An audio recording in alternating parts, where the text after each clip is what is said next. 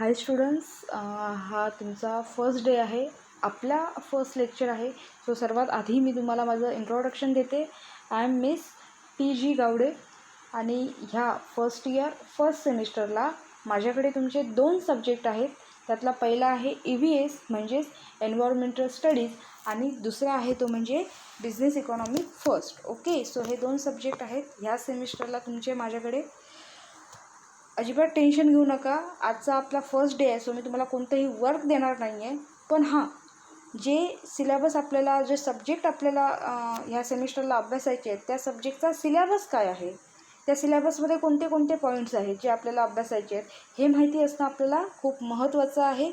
So आजचा आपला पहिलाच लेक्चर आहे. सो आपण EVS म्हणजे एन्व्हायरमेंटल स्टडीजचा सिलेबस काय आहे हे बघूया आणि ह्या सिलेबसने आपण आजच्या लेक्चरची सुरुवात करूया. ओके, सो सर्वात पहिल्यांदा सिलेबस बघा. पहिले युनिट त्यांनी दिलं आहे एन्व्हायरमेंट अँड इकोसिस्टीम. त्यामध्ये त्यांनी दिलं आहे एन्व्हायरमेंटचं meaning, definition, scope and its components, concept of an ecosystem, definitions, characteristics, components and types, functioning and structure, food chain and food web, dash illogical pyramids, dash man and environment relationship, dash importance and scope of environment studies. हे एवढे points आहेत जे आपल्याला first unit म्हणजे environment and इकोसिस्टीममध्ये बघायचे आहेत.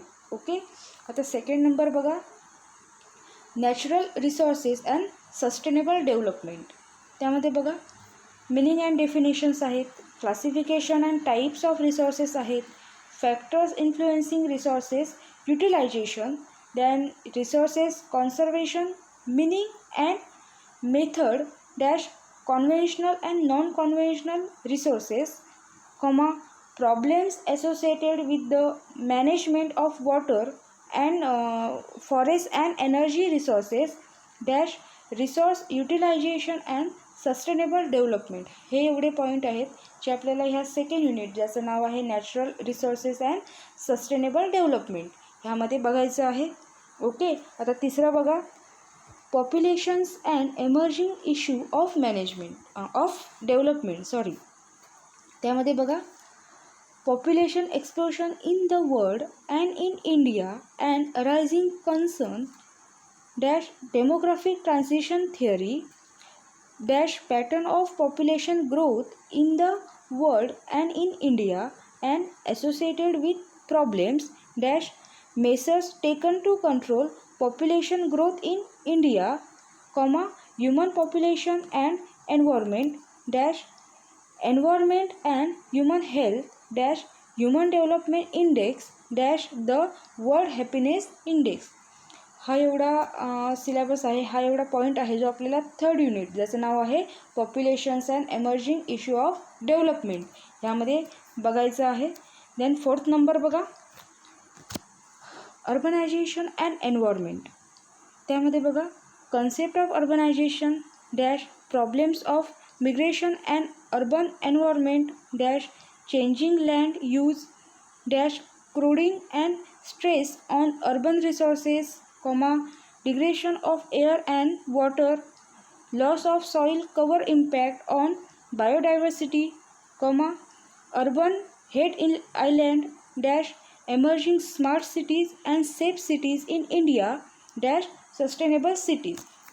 हा एवढा अभ्यास आहे जो आपल्याला फोर्थ युनिटमध्ये करायचा आहे. ओके, आता आपण बघूया fifth unit, reading of thematic maps and map filling. Okay, त्यामध्ये बघा reading of thematic maps. Next आहे बघा लोकेटेड बार्स,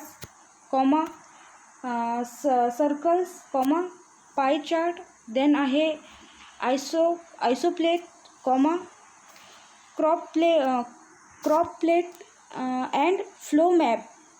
नेक्स्ट आहे pictograms, dash only reading and interpretation. त्यानंतर नेक्स्ट आहे बघा map filling.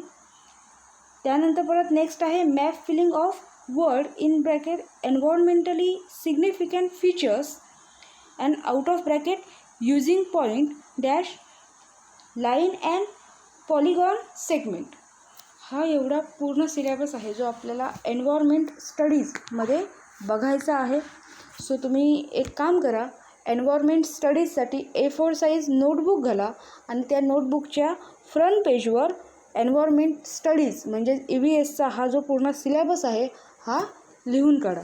Okay, so thank you.